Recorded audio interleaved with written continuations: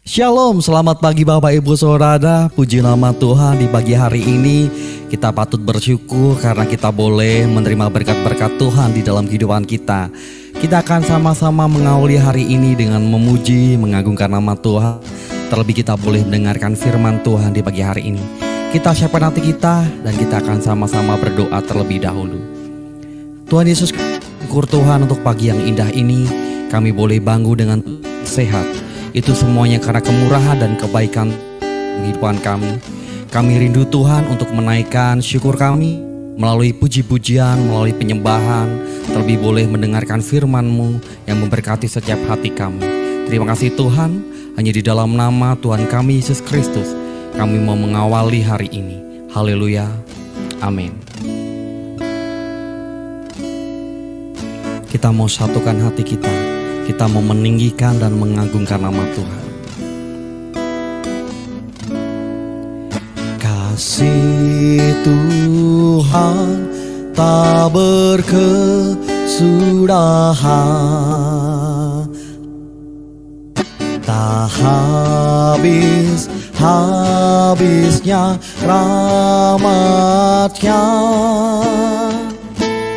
Selalu baru tiap pagi, baru tiap pagi. Besar setiamu Tuhan, besar setiamu. Dengan segenap hati kita mau nyatakan, kasih Tuhan tak berkesudahan, tak habis-habisnya rahmat-Nya. Selalu baru tiap pagi, baru tiap pagi. Besar setiamu Tuhan, besar setiamu. Selalu baru tiap pagi, baru tiap pagi. Besar setiamu Tuhan, besar setiamu. Selalu baru tiap pagi, baru tiap pagi. Besar setiamu Tuhan, besar setiamu. Kami berterima kasih. Terima kasih Yesusku buat anugerah yang Kau beri. Sebab hari ini Tuhan adakan syukur bagimu. Terima kasih, terima kasih Yesusku buat anugerah yang Kau beri. Sebab hari ini Tuhan adakan syukur bagimu. Terima kasih, terima kasih Yesusku buat anugerah yang Kau beri. Sebab hari ini Tuhan adakan syukur bagimu. bagimu. Syukur bagimu, syukur bagimu, syukur bagimu.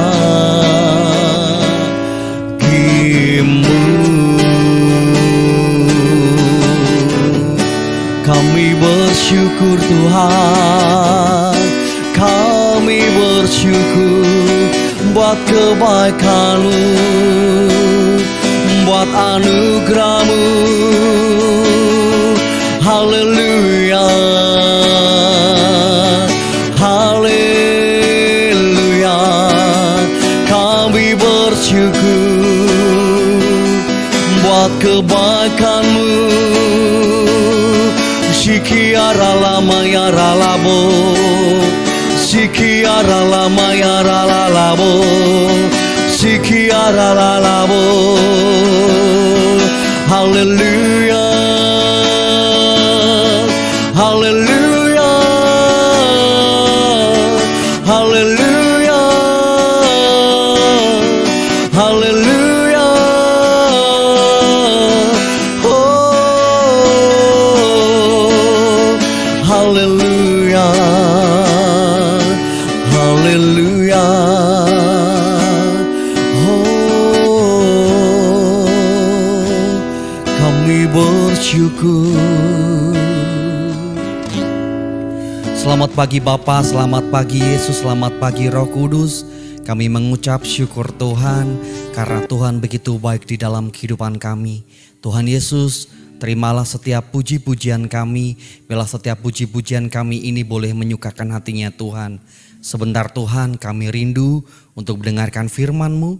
Berbicaralah atas kami semuanya. Kami siap untuk mendengarkan firman-Mu.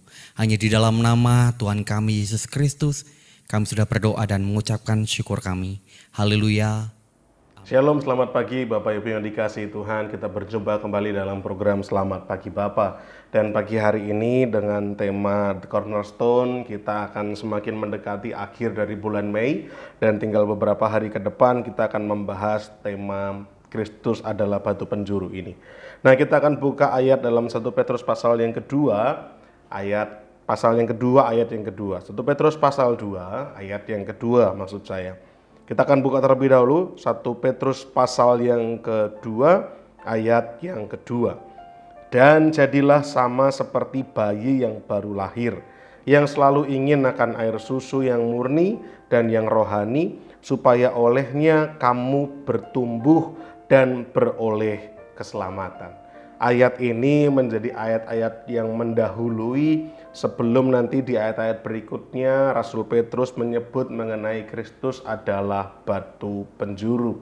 Nah, kita sebagai manusia yang baru, kita menjadi ciptaan baru, Rasul Petrus memberikan penekanan. Ada hal-hal yang harus kita pelajari, ada hal-hal yang harus kita terapkan sebagai manusia baru, supaya hidup kita menjadi pantas untuk dipergunakan sebagai batu yang hidup guna pembangunan rumah rohani. Kristus sebagai batu penjuru yang akan menjadi dasar pondasi jaminan dalam bangunan rohani ini. Nah, kita sebagai batu yang hidup harus punya kualitas yang sama baiknya, punya kualitas juga yang excellent untuk kita bisa dipergunakan sebagai batu yang hidup. Nah, salah satu yang digarisbawahi oleh Rasul Petrus adalah agar kita menjadi sama seperti bayi yang baru lahir, yang selalu ingin akan air susu yang murni dan yang rohani. Nah, Bapak Ibu Saudara yang dikasihi Tuhan, ketika Rasul Petrus menuliskan surat ini, Rasul Petrus mendapati bahwa memang ada ancaman, ada kemungkinan-kemungkinan bahwa orang-orang Kristen mulai mencari ajaran-ajaran yang bukan yang murni, ajaran-ajaran yang bukan dari Kristus. Bahkan kalau kita mau selidiki di Asia Kecil, di tempat di mana Rasul Petrus mengalamatkan suratnya, menunjukkan suratnya ini, di Asia Kecil mulai timbul kepercayaan-kepercayaan agama-agama yang mencampur adukan segala macam unsur baik mistik maupun budaya-budaya. Bahkan menurut buku yang pernah saya baca, di Asia Kecil inilah orang-orang Kristen mulai mencampur adukan antara unsur Yahudi, unsur Yunani, dan juga dicampur adukan dengan kekristenan. Mereka mulai bermain-main dengan hal-hal yang mistik. Dan ini menjadi kekhawatiran para rasul, baik Rasul Paulus maupun juga Rasul Petrus. Rasul Paulus menuliskan surat kepada jemaat Kolose membahas hal yang sama. Rasul Petrus menuliskan surat kepada jemaat-jemaat di Asia Kecil juga membahas perihal mengenai ancaman ajaran sesat ini. Nah, kalau Bapak Ibu Saudara perhatikan dalam 2 Petrus pasal yang kedua ayat 1 sampai 3 dituliskan di sana demikian. 2 Petrus pasal 2 ayat 1 sampai 3. Sebagaimana nabi-nabi palsu dahulu tampil di tengah-tengah umat Allah, demikian pula di antara kamu akan ada guru-guru palsu. Mereka akan memasukkan pengajaran-pengajaran sesat yang membinasakan. Bahkan mereka akan menyangkal penguasa yang telah menebus mereka dan dengan jalan demikian segera mendatangkan kebinasaan atas diri mereka. Banyak orang akan mengikuti cara hidup mereka yang dikuasai hawa nafsu, dan karena mereka jalan kebenaran akan dihujat. Dan karena serakahnya guru-guru palsu itu akan berusaha mencari untung dari kamu dengan cerita-cerita isapan jempol mereka, tetapi untuk perbuatan mereka itu hukuman telah tersedia, kebinasaan tidak akan tertunda. Rasul Petrus memberikan sebuah peringatan kepada jemaat-jemaat yang ada di Asia Kecil pada waktu itu. Hati-hati dengan pengajaran-pengajaran yang sesat. Hati-hati dengan ajaran-ajaran yang mulai menyimpang dari kebenaran firman. Nah, peringatan ini ditegaskan juga kepada kita pagi hari ini, Bapak Ibu Saudara. Rasul Paulus menuliskan tadi sebagai batu yang hidup. Mari kita menyiapkan diri kita untuk kita harus berhati-hati, bijak dalam menghadapi pengajaran-pengajaran yang berkembang hari-hari ini. Rasul Petrus mengatakan tadi, jadilah kita sama seperti bayi yang baru lahir, yang selalu ingin ada kerinduan untuk selalu mendapatkan air susu yang murni dan yang rohani. Ajaran-ajaran yang murni, ajaran-ajaran yang rohani, ajaran-ajaran yang sungguh-sungguh memfokuskan hanya kepada Tuhan saja, kepada Yesus Kristus saja, bukan kepada yang lain. Kita diingatkan untuk hati-hati menghadapi ajaran-ajaran palsu dari nabi-nabi palsu dan guru-guru palsu. Hari-hari ini apapun yang sedang kita hadapi dan kita dengar, mungkin ada ajaran yang berkata A, ada ajaran yang berkata B, ada ajaran yang berkata C. Bapak Ibu Saudara, sebelum kita menerimanya, mari coba kita renungkan. Kita menguji segala sesuatu, kita sesuaikan dengan firman Tuhan. Apakah firman Tuhan mengatakan hal yang sama? Kalau firman Tuhan mengatakan hal yang berbeda, maka saya sarankan segeralah menjauhi ajaran-ajaran yang dirasa aneh dan sesat dan palsu itu. Karena kita sedang berusaha untuk menjaga hati kita, agar kita senantiasa rindu kepada ajaran yang murni. Kalau ajaran-ajaran sesat akan membawa kita pada kesesatan, ajaran murni akan membawa kita pada iman yang murni yang kepada Tuhan. Kalau kita baca 2 Petrus pasal yang ketiga, 2 Petrus pasal yang ketiga ayat 17 dan 18 dikatakan demikian. 2 Petrus pasal 3 ayat 17 dan 18, tetapi kamu saudara-saudaraku yang kekasih, kamu telah mengetahui hal ini sebelumnya. Karena itu waspadalah, supaya kamu jangan terseret ke dalam kesesatan orang-orang yang tak mengenal hukum, dan jangan kehilangan peganganmu yang teguh. Tetapi bertumbuhlah dalam kasih karunia dan dalam pengenalan akan Tuhan dan Juru Selamat kita, Yesus Kristus, baginya kemuliaan sekarang dan sampai selama-lamanya. Kalau ajaran-ajaran yang sesat akan membawa kita terseret dalam kesesatan orang-orang yang tidak mengenal hukum. Kita bisa kehilangan pegangan kita akan iman percaya kepada Kristus, dan itu berdampak kita kehilangan keselamatan yang semula kita sudah dapatkan. Jangan pernah meninggalkan Kristus, jangan pernah menduakan Kristus dengan ilah-ilah yang lain. Mari kita berhati-hati menghadapi hari-hari ini. Banyak ajaran-ajaran yang sepertinya terlihat baik, tetapi yang baik belum tentu benar. Mari kita cek, mari kita periksa. Apakah firman Tuhan mengatakan hal yang serupa dengan ajaran ini? Kalau ajaran-ajaran yang palsu membawa kita kepada kesesatan, lalu bagaimana dengan ajaran yang murni? Ayat yang ke-18 dikatakan, tetapi bertumbuhlah dalam kasih karunia dan dalam pengenalan akan Tuhan dan Juru Selamat kita, Yesus Kristus. Makanan rohani yang murni akan membawa kita untuk bertumbuh dalam kasih karunia dan bertumbuh dalam pengenalan akan Kristus. Membawa kita untuk semakin mengenal pribadi Kristus, membawa kita untuk semakin bertumbuh di dalam kasih karunia, ucapan syukur kita sebagai orang yang beroleh anugerah keselamatan dari Tuhan. Ajaran yang murni akan membawa kita senantiasa bersyukur dan semakin melekat dengan Tuhan. Tetapi ajaran palsu akan menitik beratkan pada diri kita sendiri, kepada pengidolaan sesuatu ataupun seseorang yang ujungnya membawa kita jauh daripada Kristus. Saya sebagai hamba Tuhan mengingatkan, jauhilah mereka itu. Ajaran-ajaran yang membawa kita menjauh dari Kristus.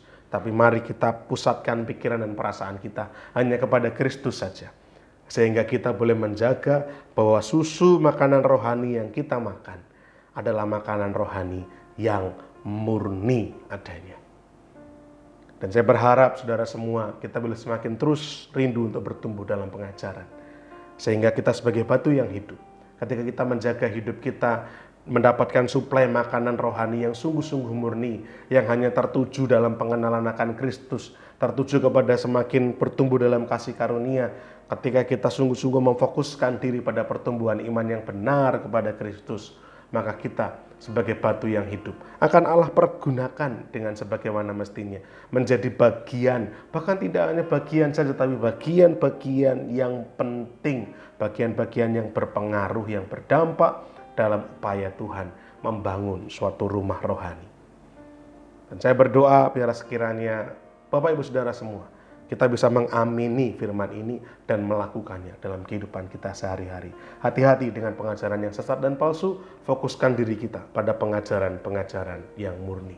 Kiranya Tuhan memberkati setiap kita semua. Selamat pagi, Tuhan memberkati. Mari kita berdoa. Bapa di sorga, biarlah Tuhan tanamkan firman Tuhan ini menjadi kekuatan bagi kami. Untuk kami memfokuskan pandangan kami hanya kepada Kristus saja, bukan kepada hal yang lain. Agar kami sungguh-sungguh boleh menjaga iman percaya kami, untuk tidak terseret dengan ajaran-ajaran yang sesat, dengan ajaran-ajaran yang palsu, tapi kami sungguh-sungguh berpegang teguh dalam iman percaya kami kepada Kristus. Hamba terbatas berkata-kata, namun biarlah firman Tuhan terus memateraikan setiap detail firman Tuhan ini dalam hati kami masing-masing, dikuatkan, diteguhkan, dan kami diingatkan terus. Bahkan kami dimampukan untuk melakukan firman Tuhan dalam hidup kami sehari-hari. Terima kasih Bapa, terima kasih. Dimuliakanlah nama Tuhan kekal untuk selama-lamanya. Dalam nama Tuhan kami Yesus kami bersyukur dan berdoa. Haleluya. Amin. Kita akan memasuki saat teduh. Dan datanglah kepadanya batu yang hidup itu, yang memang dibuang oleh manusia, tetapi yang dipilih dan dihormat di hadirat Allah.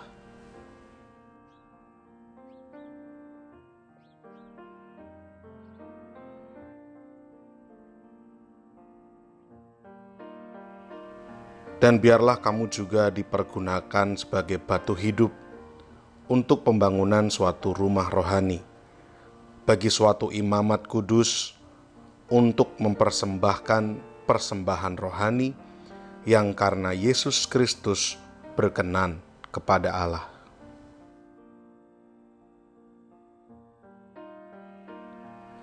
Sebab ada tertulis dalam kitab suci, sesungguhnya aku meletakkan di Sion sebuah batu yang terpilih, sebuah batu penjuru yang mahal, dan siapa yang percaya kepadanya tidak akan dipermalukan.